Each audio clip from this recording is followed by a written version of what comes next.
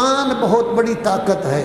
قرآن انسان میں قوت پیدا کرتا ہے، طاقت پیدا کرتا ہے، اللہ کے ساتھ تعلق پیدا کرتا ہے، اللہ کے ساتھ رابطہ پیدا کرتا ہے۔ جتنا ہم سمجھتے جائیں گے قرآن مجید کو، اتنا اللہ کی عظمت کو سمجھتے جائیں گے۔ جتنا قرآن مجید ہمیں معلوم ہوگا، اتنا ہی ہم اللہ کے احکام پر عمل کریں گے۔ یہ ہمارے لیے قوت کا موجب ہے۔ ہمارے لیے قوت کا موجب اللہ کے پاس صرف دو چیزیں ہیں، ایک قرآن مجید ہے، ایک اہل بیت ہے۔ ہم سب بیٹھے ہوئے ہیں، میں بھی ہوں، حضرت مولانا بھی ہے، یہ بزرگان بیٹھے ہوئے ہیں۔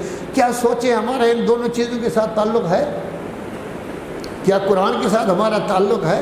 صرف چومنا تو کافی نہیں ہے، سر پہ رکھنا تو کافی نہیں ہے، قسم کے لیے اٹھانا تو کافی نہیں ہے، کوئی آدمی مر جائے تو اس وقت فاتح خوانی کرنا تو کافی نہیں ہے۔ اصل کیا ہے؟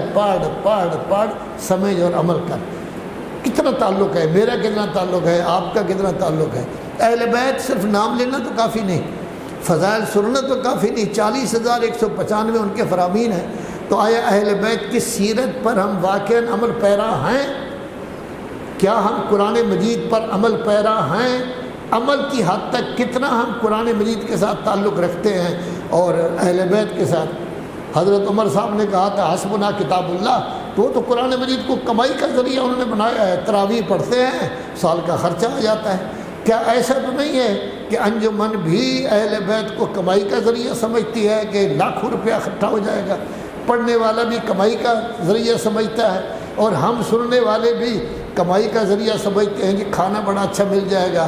اہل بیت کا گھرانہ تباہ ہو جاتا ہے اور ہم بریانی کھا رہے ہوتے ہیں، حلوے کھا رہے ہوتے ہیں، ماشاء اللہ فلاں مومن نے۔